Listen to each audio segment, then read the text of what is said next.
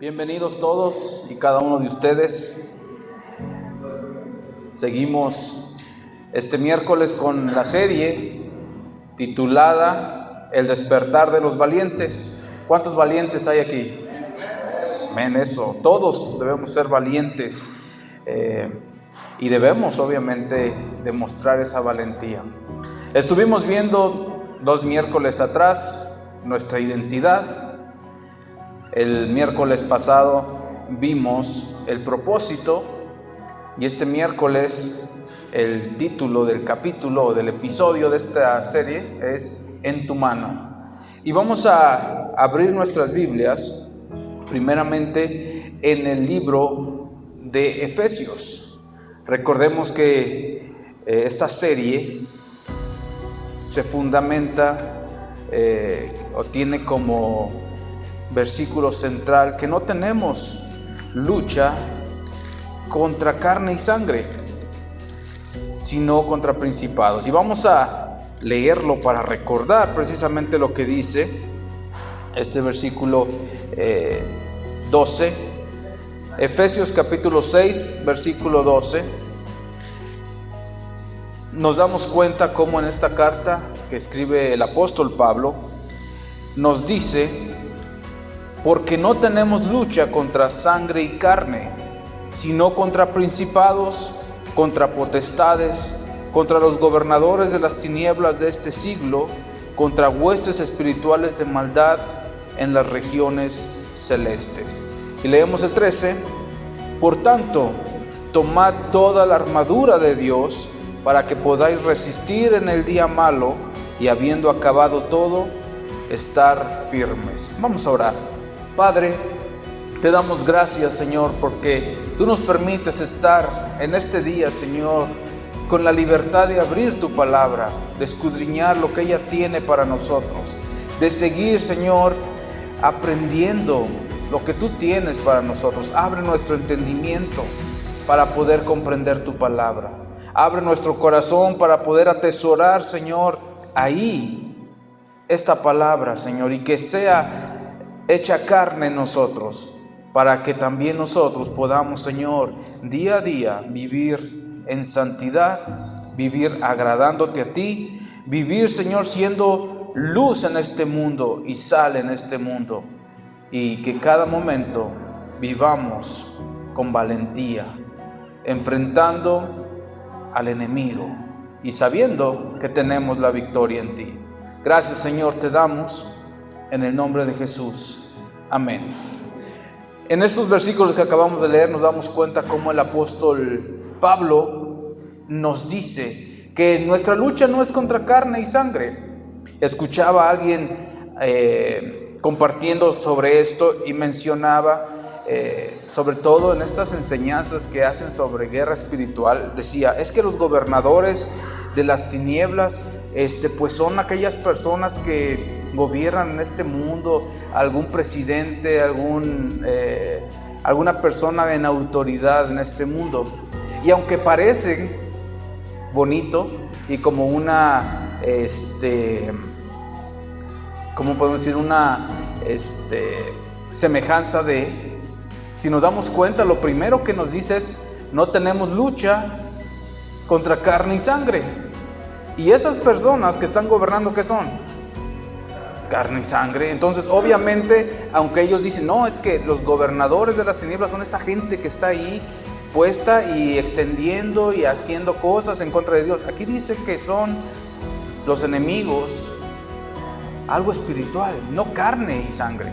Entonces, decir que es eso, pues es caer en un error, porque nuestra lucha realmente no es contra carne y sangre. Claro que, como veíamos desde el primer episodio, hay gente que extiende el reino de las tinieblas y hay gente que extiende el reino de la luz.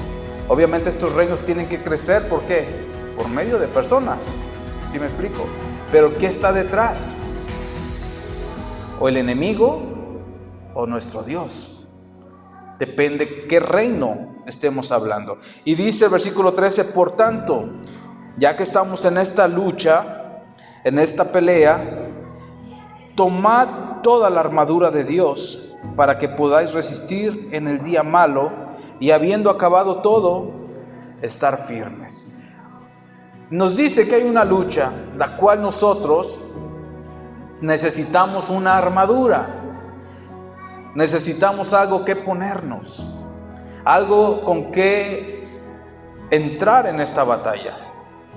Y vamos a ver más adelante qué partes o qué piezas de esta armadura son las que se nos han delegado. Pero vamos a ir a Joel capítulo 3, versículo 9. Joel es uno de los profetas menores, casi al final del Antiguo Testamento.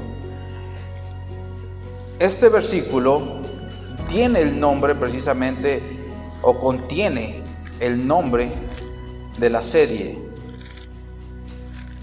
Joel capítulo 3, vamos a leer versículos 9 y 10. Es importante saber, y lo voy a mencionar, el contexto de esta escritura es del juicio que tiene Dios sobre las naciones.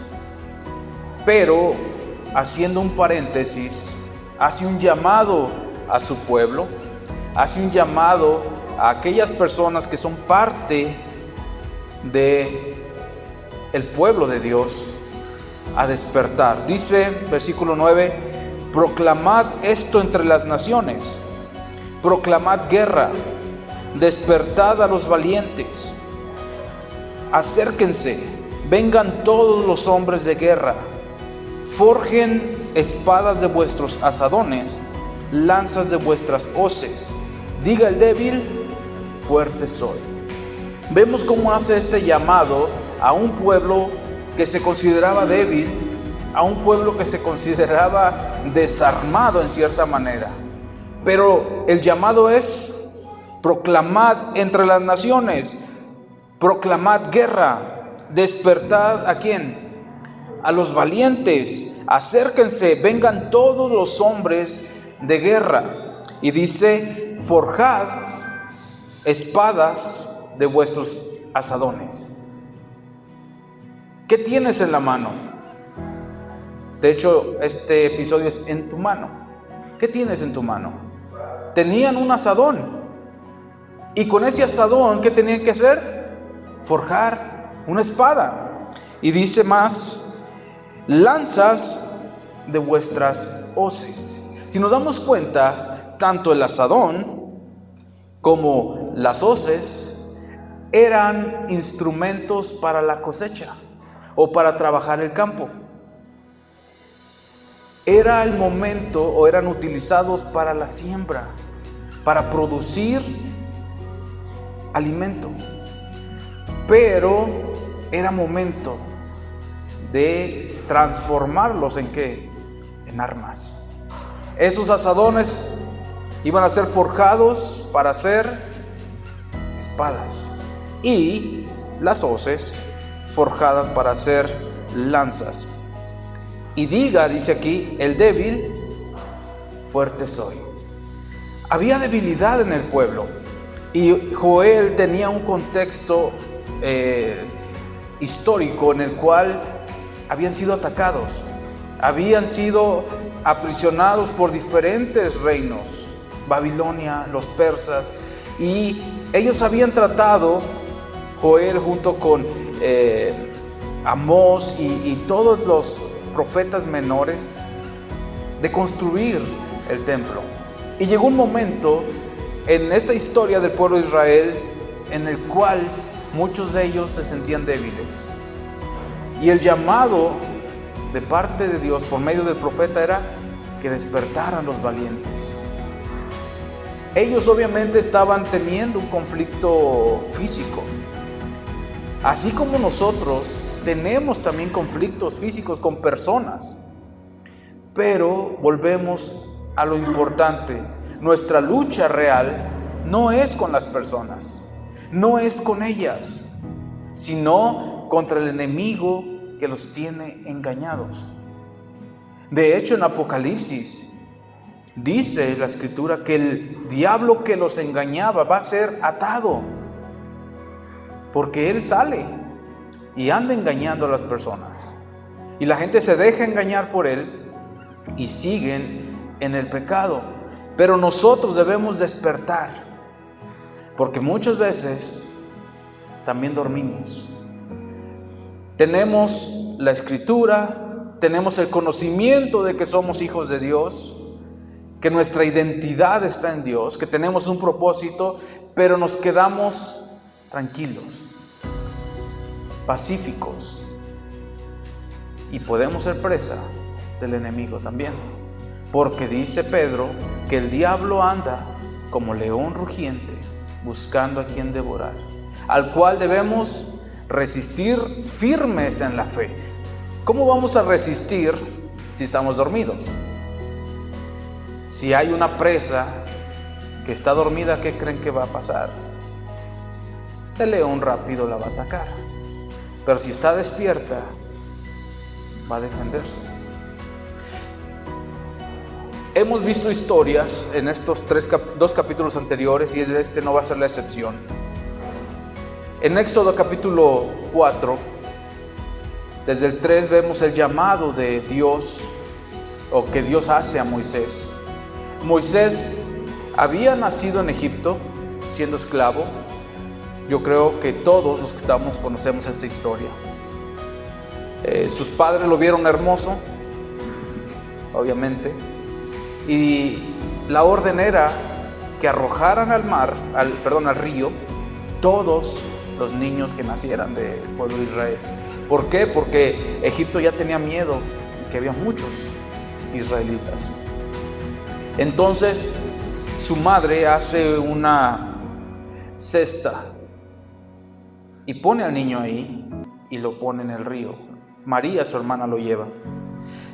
Entonces la corriente se lleva a Moisés, y la hija de Faraón se está bañando en ese río y ve la cesta y la trae. Cuando lo abre está el niño, y ella sabía que era de los hebreos, y ella lo adoptó, lo enseñó de acuerdo a los egipcios. Pero hay algo que muchas veces pasamos por alto. El niño, Moisés, fue creado o criado por su madre. A su madre se lo entregaron para que lo cuidara, para que le diera pecho, para que lo estuviera cuidando. Entonces tuvo la madre el tiempo suficiente para dar a entender quién era él. Aunque vivió en Egipto después del tiempo, su madre estuvo con él. Y muchas veces no le tomamos esa importancia, pero es algo muy importante. Porque cuando creció Moisés, dice el libro de Hebreos que no quiso ser llamado hijo de la hija de Faraón. Él quiso mejor sufrir con su pueblo. La historia continúa. Entonces él mata a un egipcio, lo descubren, huye al desierto. Y en el desierto, cuando huye de Egipto, tiene 40 años. Pasaron otros 40 años más en el desierto cuando Dios se le aparece en una zarza. Y lo raro de esta zarza no era que estuviera prendida. En aquel tiempo, en los desiertos, en los pastizales, históricamente se prendía por el calor del desierto, se prendían las zarzas, como eran ahora sí árboles secos, arbustos secos, rápido encendían, pero se consumían. Pero si nos damos cuenta, esta zarza donde Dios estaba no se consumía. Entonces eso es lo que le llamó la atención a Moisés. A ver, esta zarza está quemándose, pero no se consume, o sea, sigue ardiendo. Entonces fue hasta allá. Y cuando se va acercando, la voz de Dios lo detiene y dice: detente, quita el calzado de tus pies, porque este lugar es santo. Él se quita el calzado y Dios empieza a hablar con él. Le dice: ¿sabes qué? He visto la aflicción de mi pueblo y he descendido para que lo rescates, y tú vas a hacer. Y en el capítulo 4 le pregunta a Dios: ¿qué tienes en tu mano? A Moisés. Y él dice: una vara. Obviamente él era pastor, había pastoreado por 40 años. ganado, ovejas. Entonces Dios le dice: arrójala. La arroja y se convierte en una serpiente. Obviamente Moisés se espanta y se asusta y huye de la serpiente, pero le dice Dios: tómala de la cola. La toma de la cola. ¿Qué tenía Moisés en su mano? Una vara. Y con esa vara Dios le dijo que iba a hacer maravillas. ¿Qué tenemos nosotros en nuestra mano? Lo vamos a tomar en dos sentidos: en el sentido natural y también en el sentido espiritual. ¿Qué tenemos en nuestra mano? ¿Qué talentos, qué dones nos ha dado Dios que nosotros llevamos a cabo? Con esos dones, esas habilidades, podemos servir a Dios e impactar a la gente. Pero por otro lado, también en nuestra mano, hablando espiritualmente, tenemos la espada del Espíritu, que es la palabra de Dios. Las dos cosas son necesarias, tanto la palabra de Dios como lo que Dios nos ha dado. ¿Qué tienes tú en tu mano? Dios te ha dado la habilidad de hablar. Habla de Dios. Dios te ha dado, lo mencionábamos el miércoles pasado, Dios te ha dado la habilidad de impactar, de ser alguien de influencia en tu grupo, en tu escuela, en tu trabajo. Esa influencia que Dios te ha permitido que tengas es para que impactes la vida de otros. ¿Con qué? Con la palabra de Dios. Las dos cosas deben de estar en nosotros. La palabra de Dios debe de morar en abundancia en nosotros, para que cuando hablemos, ¿qué hablamos? La palabra. No hablamos de chismes. Y es válido hablar de temas cotidianos, no está mal eso, pero en todos debe de estar la percepción bíblica. Vamos a hablar de salud. ¿Qué dice la Biblia sobre la salud? Vamos a hablar sobre política. ¿Qué dice la Biblia tocante a eso? Vamos a hablar de los deportes. Vamos a ver qué dice la Biblia tocante a eso. Y quizás tú digas: ¿la Biblia habla de deportes? Habla del ejercicio. Habla de que en el tiempo pasado se hacían carreras. Y nosotros, en ese ejemplo de las carreras, de los deportes, podemos tomarlo para nuestra carrera espiritual. Así como se esfuerzan en llegar a la meta, así nosotros debemos esforzarnos por llegar y no desistir en el camino, no abandonar la carrera. Eso lo podemos ver en Hebreos capítulo 12. Entonces Dios va haciendo proezas usando lo que Moisés tenía en su mano. A tal grado de que, si nos damos cuenta en la historia, esa vara que tenía Moisés pasa a manos ¿de quién? De Aarón. Aarón era el que la arrojaba y se hacía serpiente. Aarón era el que golpeaba el agua y se hacía sangre, etc. Pero llegó el punto en que tuvieron que salir de Egipto, después de que muere el primogénito de los egipcios, y salen, pero se enfrentan ante un dilema. Los egipcios vienen siguiéndolos y ellos están frente al mar.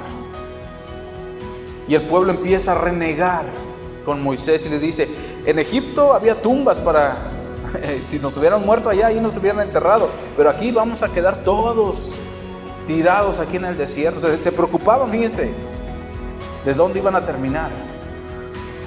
Entonces Moisés dice: Dios nos va a salvar. Y Dios le dice: ¿por qué clamas a mí? Usa tu vara. ¿Y qué hizo Moisés? Usó su vara. Desde el principio Dios le dijo: lo que tú tienes en tu mano. ¿Y qué era lo que tenía en su mano? Una vara. ¿De qué? De pastorear. ¿Y qué fue él para su pueblo? Un pastor, un guía. Alguien que los guió en el desierto, no un año, no 2 años, otros 40 años. 40 años vivió Moisés en Egipto, 40 años de fugitivo y 40 años en el desierto. Y aún así, con esos 120 años, él no entró a la tierra prometida. ¿Por qué?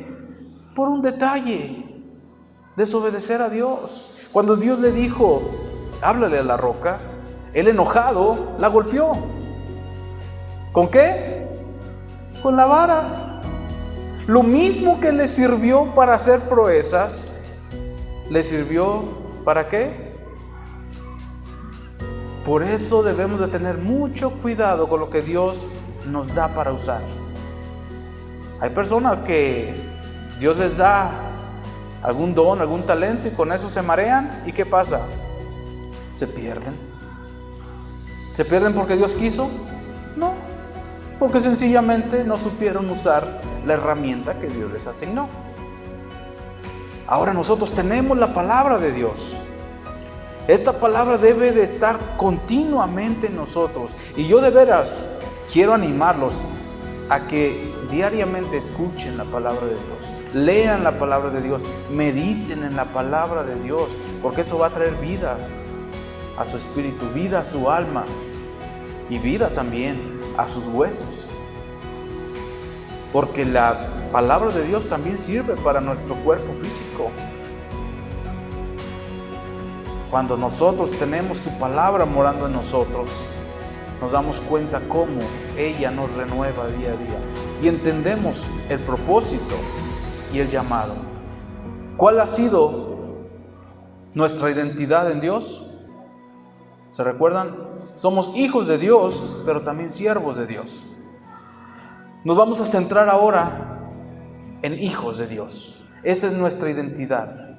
Hijos de Dios, nuestro propósito, servir a Él como enviados, como mensajeros, llevando este mensaje, extendiendo el reino de Dios en este mundo. Y vamos a ir a otra historia que yo sé que se la saben. Jesús en el desierto. Mateo capítulo 4.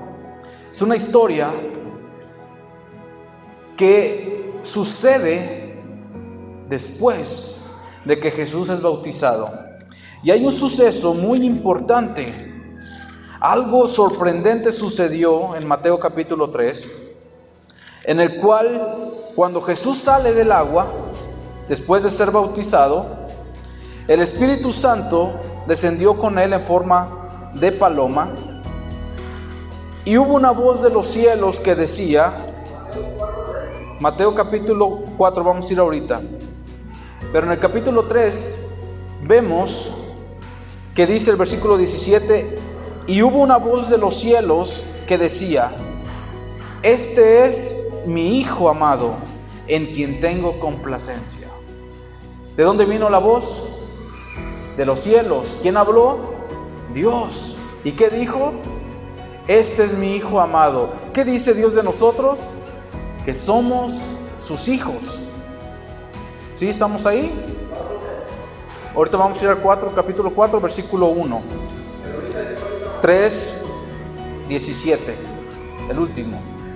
Entonces, si nos damos cuenta cómo Dios declara que Jesús era ¿qué? Su Hijo amado. ¿Qué dice la Escritura que somos nosotros cuando hemos creído en Jesús? Somos sus hijos.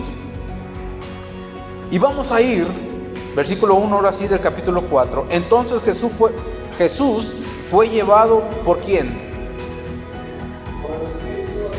Por el Espíritu al desierto.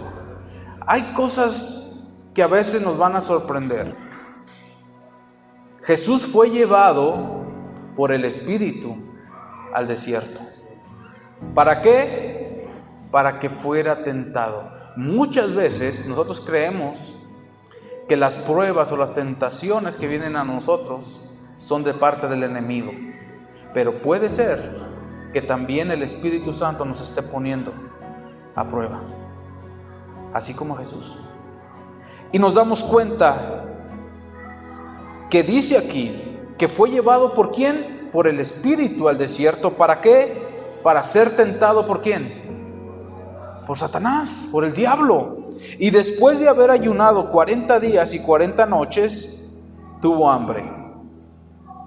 Primera cosa que podemos ver aquí es de que Jesús estaba enfrentando a una necesidad.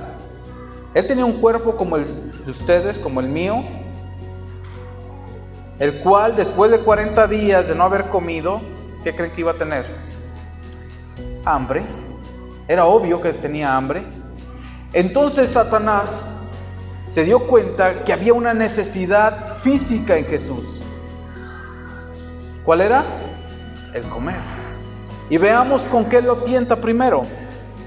Y vino a él el tentador y le dijo, vean esta afirmación o esta retórica que le hace.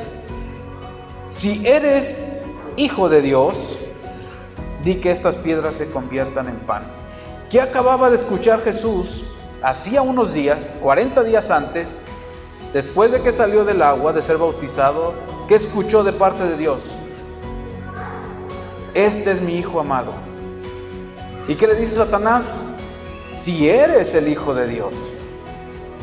Nosotros hemos venido escuchando que tenemos identidad en Dios y que somos hijos de Dios. No se les haga raro que venga Satanás y les diga, si eres hijo de Dios. ¿Qué quería hacer primero Satanás? Poner en duda, que Jesús dudara de quién era Él. ¿Quién era Él? El Hijo de Dios. Si tú eres el Hijo de Dios, porque primero le dice esto, si eres el Hijo de Dios, si eres hijo de Dios, di que estas piedras se conviertan en pan. Ok, tienes una necesidad y tú eres hijo de Dios. Y si eres, pues hazlo, haz esto. Pero ¿qué respondió Jesús?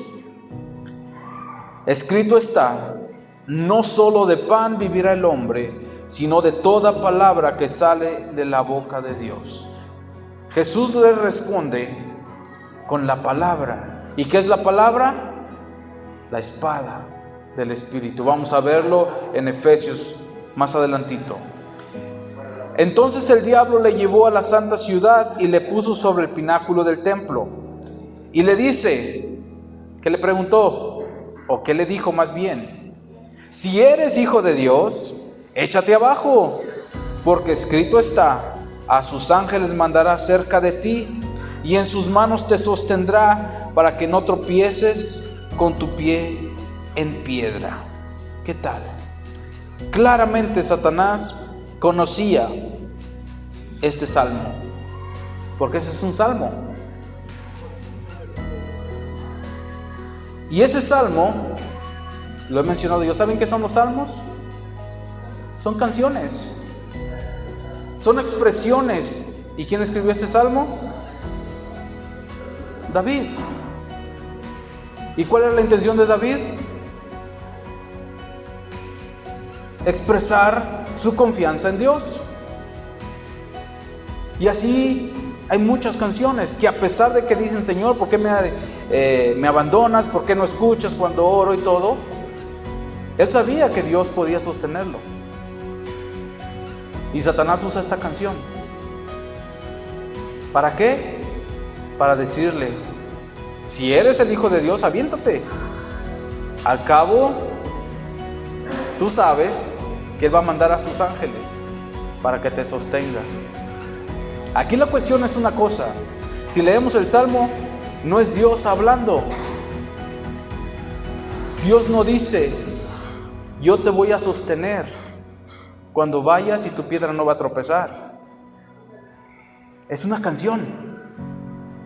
Y muchas veces nosotros damos porque es palabra de Dios alguna canción. Y creemos que Dios lo dijo. Y es una canción. Es una expresión de alguien que obviamente en su vivir vio cómo Dios lo rescató. Expresa confianza. Pero no es de que Dios ya haya dicho, si tú te arrojas yo te sostengo. Pero el diablo estaba manipulando una canción. ¿Para qué? Para hacerlo caer. Y Jesús le responde, escrito está también, no tentarás al Señor tu Dios. ¿Eso quién lo dijo? Dios. Las palabras de Dios escritas en la Escritura pesan más que lo que un hombre diga. Cuando tú leas la Escritura y estés leyendo la Escritura y leas, y dijo Dios, esas palabras tienen más peso que lo que expresó otro de los apóstoles. Y esto no quiere decir que esto no sea toda la palabra de Dios, pero debemos entender quién lo dice y cómo lo dice. Porque aquí la primera palabra que Dios dijo y Jesús usó fue: no solo de pan vivirá el hombre. ¿Quién lo dijo? Dios. No es una canción, Dios lo dijo. La segunda afirmación que hace Jesús: escrito está también, no tentarás al Señor tu Dios. ¿Quién lo dijo? Dios el Padre. Eso es lo que está escrito y lo podemos leer en el Antiguo Testamento. Otra vez le llevó el diablo a un monte muy alto y le mostró todos los reinos del mundo y la gloria de ellos. Y le dijo: todo esto te daré si postrado me adorares. Vemos cómo ya Satanás muestra su intención total. Ya no le dice: si tú eres hijo de Dios, adórame. No, adórame. El diablo, al ver esto, obviamente en esta tentación, ¿a dónde lo llevó? A un monte muy alto, para mostrarle, dice aquí, todos los reinos del mundo. Y dijo algo: todos estos reinos me pertenecen. ¿Por qué creen que Jesús no le dijo: no es cierto? Si Satanás estuviera mintiendo, le hubiera dicho: eres un mentiroso, estos reinos son míos. Pero no. Satanás lo que quería era recibir adoración a cambio de algo que Jesús sabía que al fin y al cabo iba a ser de él. Porque al fin todos los reinos del mundo vendrán a ser ¿de quién? De Jesús. Todos los reinos del mundo en su segunda venida van a ser ¿de quién? De Dios y de su Cristo. Pero Satanás ya lo estaba tentando de decirle: ¿sabes qué? Pues te los doy. Evítate ir a la cruz. Pero Jesús le dice: vete, Satanás, porque escrito está: al Señor tu Dios adorarás y a Él solo servirás. ¿Quién dijo esto? Dios. ¿Qué usó en sus tres respuestas Jesús? La palabra de Dios. La palabra de Dios. No argumentos de hombre, no filosofía humana. Usó la palabra de Dios. ¿Qué debemos usar nosotros cuando nos enfrentamos al enemigo? La palabra de Dios. Y vamos a regresar a Efesios capítulo 6, donde iniciamos.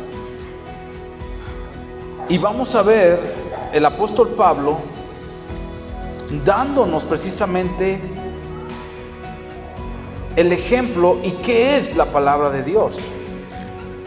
Efesios capítulo 6, versículo 14. Anteriormente leímos hasta el 13 de estar firmes. Y dice: estad pues firmes, ceñidos vuestros lomos ¿con qué? Con la verdad. ¿Quién es la verdad? Jesús. Y vestidos con la coraza de justicia. ¿Quién es nuestra justicia? Jesús. Y calzados los pies con el apresto del evangelio de la paz. ¿Quién es nuestra paz? Jesús, Cristo Jesús. Sobre todo tomad el escudo de la fe. ¿Por quién viene la fe? Por Jesucristo, por la palabra de Dios. ¿Y quién es la palabra de Dios hecha carne? Jesús. Y dice aquí: y tomad el yelmo de la salvación, versículo 17. ¿Quién es nuestra salvación? Jesucristo. Y la espada del Espíritu, que es la palabra de Dios.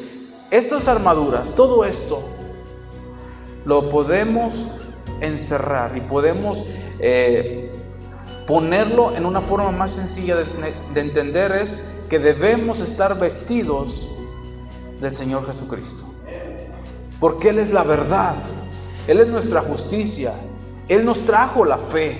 Por medio de Él, que es la palabra hecha carne, viene la fe a nosotros.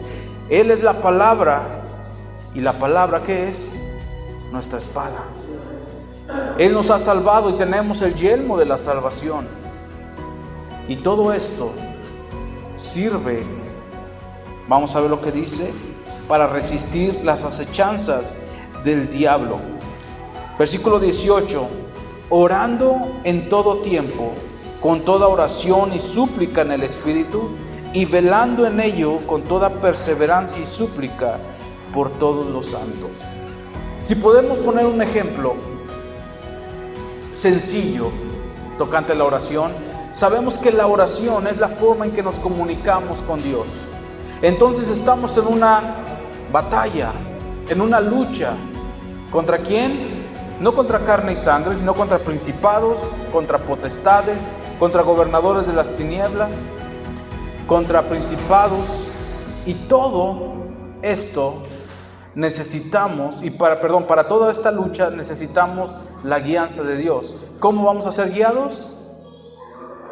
En oración, orando en todo tiempo. Imagínense que está el pelotón, que estamos el pelotón aquí del ejército, listos para defender nuestra posición, pero no tenemos comunicación con el capitán. ¿Qué pasaría?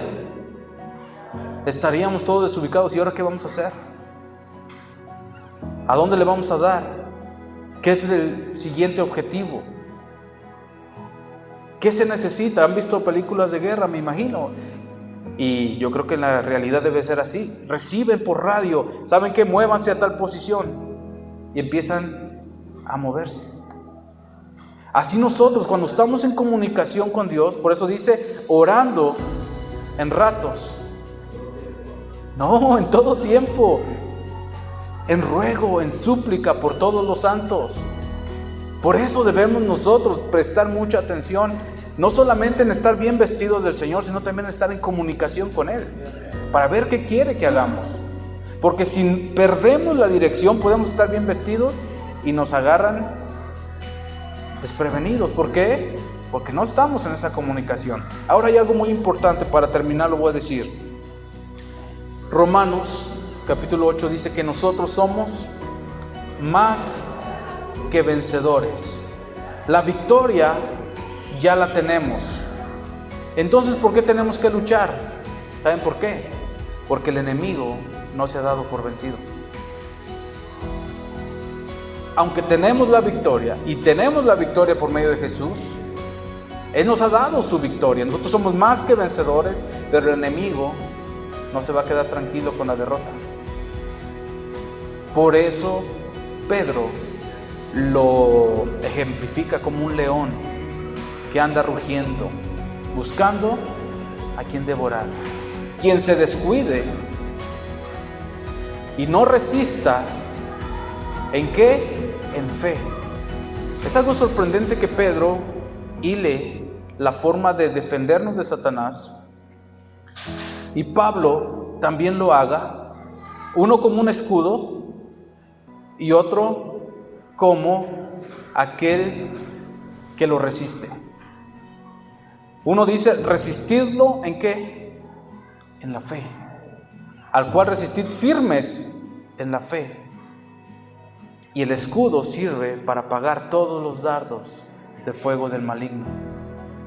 El enemigo va a atacar, pero si nosotros tenemos la verdad, tenemos la justicia, tenemos el evangelio de paz, tenemos el escudo de la fe y tenemos la espada del Espíritu, el yelmo de la salvación, estaremos cubiertos. Es necesario que despierten los valientes, porque hay una guerra que quizás no la veamos físicamente, pero espiritualmente la hay.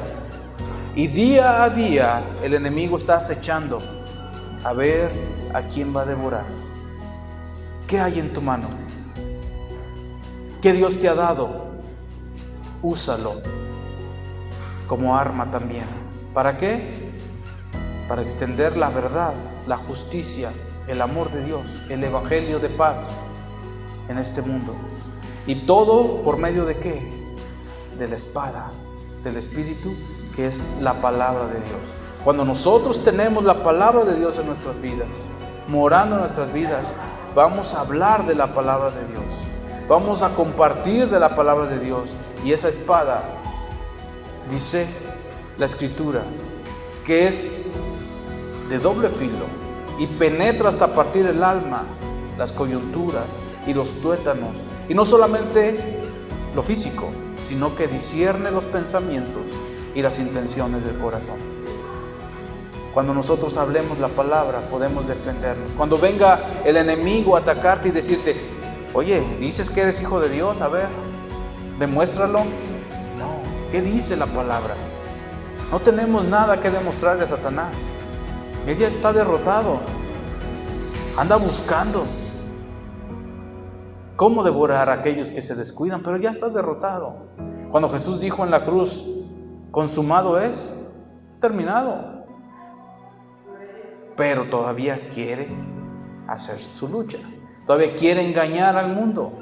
Así que nosotros, con lo que tenemos en nuestras manos, usémoslo para atacar en esa guerra que tenemos. Una guerra espiritual, no con personas, no con carne y sangre, sino contra principados, potestades, gobernadores de las tinieblas, huestes espirituales de maldad en las regiones celestes. Y todo esto como una muy buena guianza.